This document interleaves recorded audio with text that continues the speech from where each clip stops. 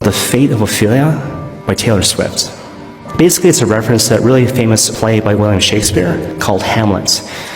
Ophalia is a minor character in the context of that play, and she is in love with Hamlet, and Hamlet rejects her and scorns her. Before you know it, we find her dead in a pool of water, and it's strongly implied that she killed herself out of despair. And so here's Taylor Swift referring to this play as an analogy for her past dating life before she met her current fiancé, Travis Kelce. She says, "I was locked in my memory, and you are the one who possessed the key. No longer drowning, no longer deceived, because you're the one who came for me."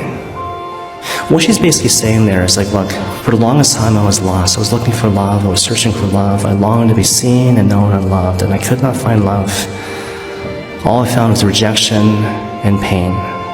And so I swore loyalty to me, myself, and I was in so much pain, I started thinking to myself, maybe love doesn't exist for me. And so that's going to be my identity. I will always be alone. I'll always be in pain, knowing that I will never be seen and known and loved. But then you came, and you lit up my sky, and you broke through my darkness. You healed my broken heart. You healed the memory of the pain of my past rejection. And so now I'm saved. I'm saved from a life without love. I'm saved from despair. I am saved from the fate of Ophalia. Whenever we are not loved in the way that we should have been loved, in the way we want to be loved, it's not just something which happened. That's a really significant, weighty thing, and the Lord knows that.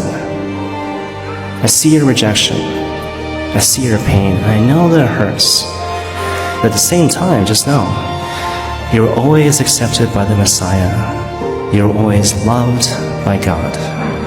You're always God's kid. He is always your Father.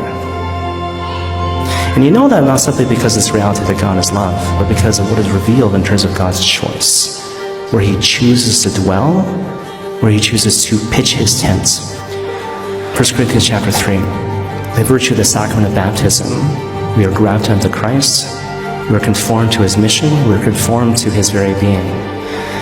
Which means we are a temple of the Holy Spirit.